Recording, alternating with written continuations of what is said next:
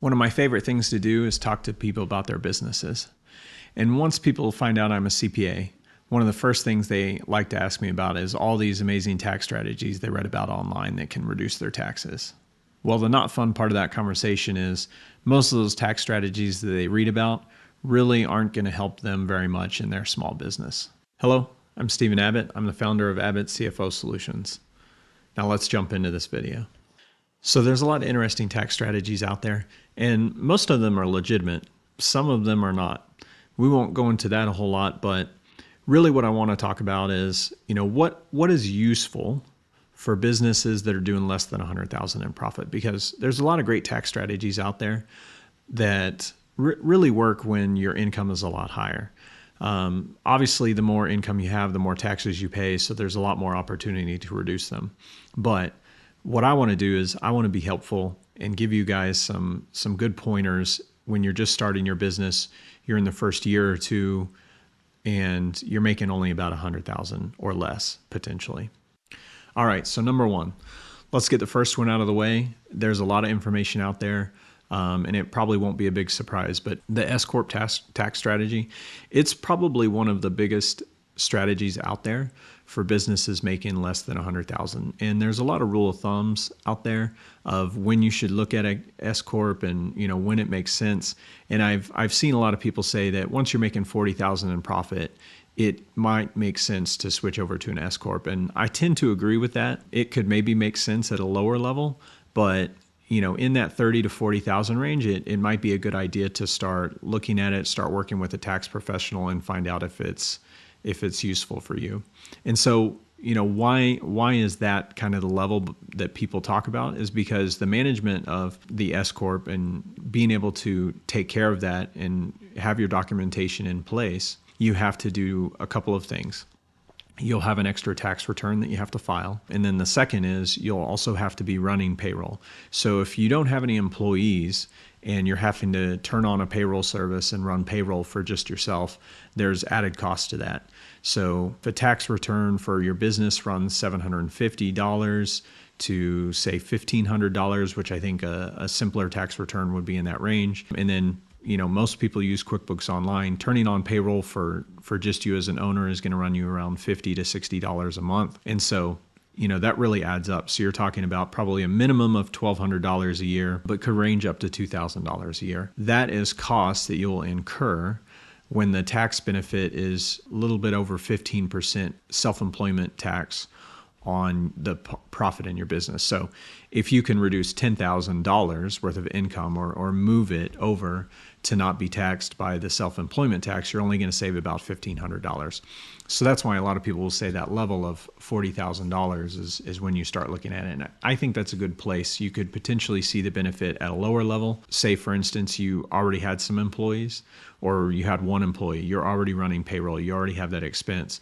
To go add one more person, which is yourself, it's only going to be $5 to $10 a month extra. So it's a much lower expense. So there might be some other opportunities at a lower level. All right, so number two is one of my favorites. It's only really applicable if you run your business out of your home or you use your home for storage for your business if you're running an e-commerce business and you use it for storage, but it's the home office deduction. And the reason why I really like the home office deduction is there are really two ways that you can do it. So there's a simplified method, which is really just taking the square footage of your home office and you get to multiply it by a rate and you can take that each year and it's really simple. We just talked about in the number one strategy, which is S Corp, it gets a little bit more challenging to take the home office deduction, but it's still pretty easy. You just have to document it fairly well. You can reimburse yourself for the part of your home that you're using. However, it's really only applicable to those that work out of their home. So if you rent an office and you actually work out of an office, you're more than likely not going to be able to claim a home office deduction. All right, strategy number three. It's not quite the same as the home office deduction, but I think it's very similar. And so the third one is being able to take your vehicle mileage deductions. Just like the home office deduction, there's two ways to claim your deduction for your mileage you're driving. I prefer the simplified method, which is really just tracking all of your mileage and then using the rate to multiply by. Depending on your vehicle, depending on your gas mileage, depending on where you live in the country and how expensive gas is, really you could end up with either Either methodology can be better, just depending on your situation. But for simplicity's sake, I usually like to take the standard rate. But the big challenge with mileage deduction is really your documentation, because it can get quite challenging to figure out how you do all of your deductions, how you track your mileage, logging it, making sure you're counting your business time versus your personal time in the car. And so the way I like to do it is there's an app called Mile IQ. I found it to be one of the most accurate and easiest software to use. So it gets installed on your phone. It'll do the GPS tracking and it'll log all your mileage, and you can see every single trip, and essentially has like a swipe left, I think, for business, and swipe right for personal. And then you can also, if you hold it a little longer on the business, you can say, hey, I was at a meeting, or I did a customer visit, or I was running errands for work. And so that way you can document a little bit more thoroughly exactly what you were doing. And at the end of the month, what I love about it is it'll tell you, hey, there's some trips that you didn't log, or hey, you've logged everything. And then you can export a report. So especially if you have an S Corp and you're needing to do a mileage reimbursement, you can use that report out of Mile IQ to document your reimbursement. All right, so now we're on to number 4. And a lot of people are going to think, well, that isn't really a tax strategy. But this is probably one of the biggest things that I've seen when we start with new clients, how we can be most beneficial. And what I'm talking about is bookkeeping. And in this case, I recommend hiring a bookkeeper unless your transactions are just really minimal, or you're really early stages with your business and you haven't necessarily started generating revenue. I recommend hiring a bookkeeper. A bookkeeper can help you identify deductions that you don't realize were there. They can help you identify when you might be missing some deductions.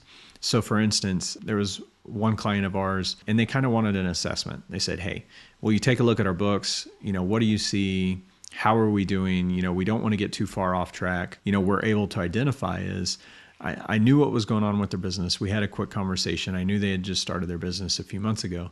And what I realized was a couple of things. I knew they had formed their business. They had created an LLC, which means they had to file documents with the state. And they potentially paid a service provider for that. I didn't see any of those expenses in there. I was in their QuickBooks, looking at their QuickBooks. I didn't see any expense for their QuickBooks in there.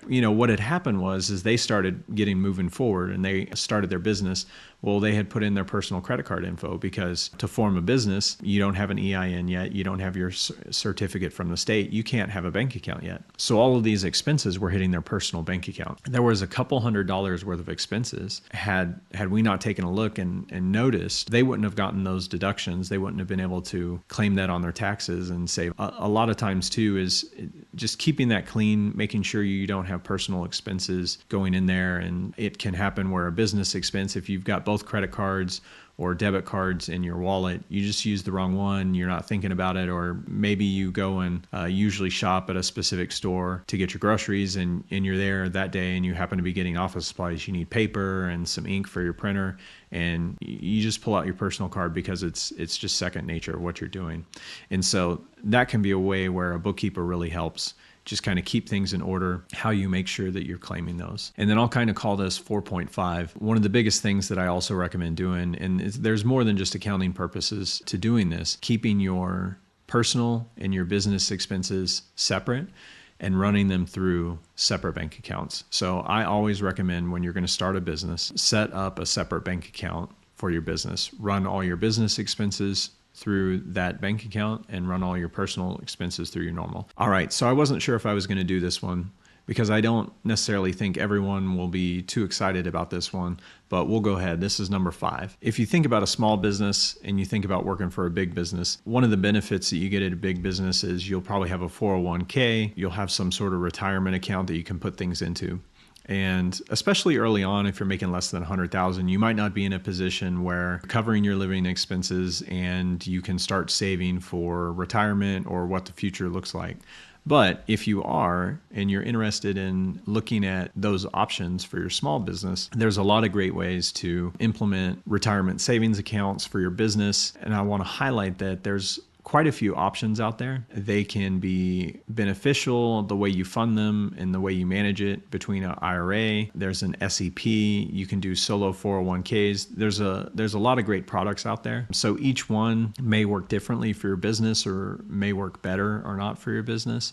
But if you're looking at minimizing taxes, being able to turn on a retirement account tied with your small business can be a great way to minimize taxes. All right, so that wraps up our 5 tax strategies that we think are great for businesses doing less than 100K in profit. And realistically, those strategies are great for businesses making more than that, but we find those to be the most effective strategies when you're in that profit range. There's a lot of tax strategies out there. You can hear about the Augusta rule, paying your kids, all these different things, but we find that those 5 are really the key ones to hone in on when you're less than $100,000 in profit. And the main reason why we really like those strategies that we just discussed is you don't have to go buy a car at the end of the year, spend $50,000 to go save $10,000 on taxes. If you'd love more information on any of these strategies, leave a comment, let us know you'd like us to expand on any of them. And if you have any other questions, please let us know. We want to generate content that is helpful for small business owners, that's helpful for you. But we'd love to hear from you so we know we're either hitting the mark, we're getting you good information, or there's other things you'd like to learn about. Until the next video, God bless.